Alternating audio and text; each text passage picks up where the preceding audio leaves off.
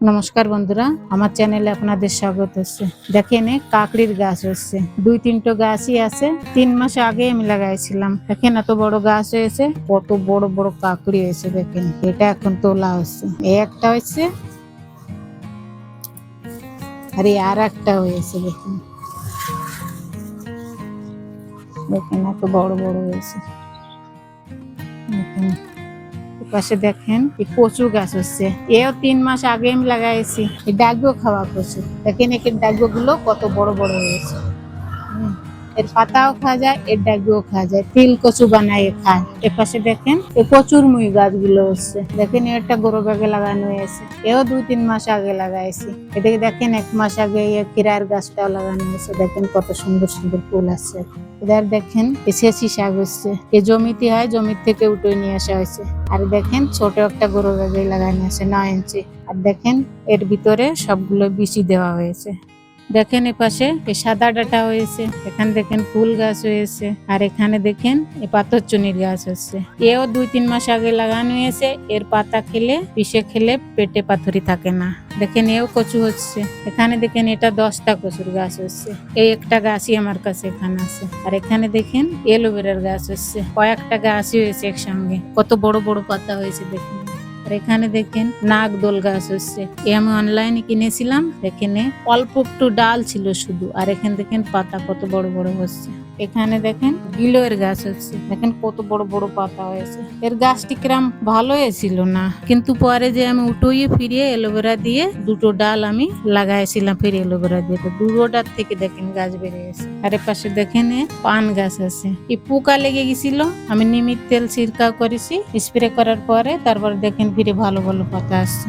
আর এখানে দেখেন এই দুধওয়ালা কচু বলে, এর পাতা গলা চুলকোয় না, এগুলো খুবই সহজে খাওয়া যায়, শাক বানায় খাও, বড়া বানায় খাও। আর এ পাশে দেখেন লতি এলা কচু আছে, দেখেন কয়েকটা গামলায় আমি লাগাইছি। এগুলো পোকা এসে গেছিল, আমি বুঝতেই পারিনি, তারপরে ওষুধ দেওয়ার পরে তারপরে দেখেন এখন কত ভালো পাতা আছে। দেখেন 2-3টে পেঁপে গাছ আছে, অন্য জায়গায় লাগানো হবে, এর ভিতরে হয়েছে। এর ভিতরেও দেখেন কচু আছে।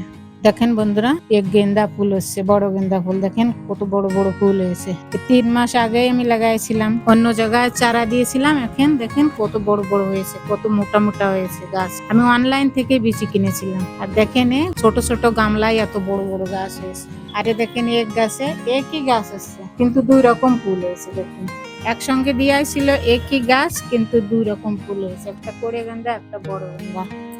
আর পাশে দেখেন এই রক্তগন্ধার গাছ হয়েছে, এটাও একটা গামলার ভিতরে হয়েছে, দেখেন কত সুন্দর হয়েছে। আর পাশে দেখেন পদিনা হয়েছে, এ খাতে থাকি হতে থাকে, এ সময় গরমের জন্য একটু শুকোই আছে। আর পাশে দেখেন কুমড়ো গাছ হয়েছে, 2-1 মাস আগে ওটাও লাগানো। পাশে দেখেন একটা আনারস গাছ হয়েছে, দেখি কি হয়, এবারে হয় নাকি দেখা যাক। আর পাশে দেখেন এর গুড়ায় আমি লাল শাকের বীজও দিয়েছি। আর পাশে দেখেন এই টাইম ফুলের গাছগুলো লাগানো হয়েছে, এ আর একটা ফুল হচ্ছে, এটার নাম আমি জানি না, কিন্তু এটা আমি বসাইছি।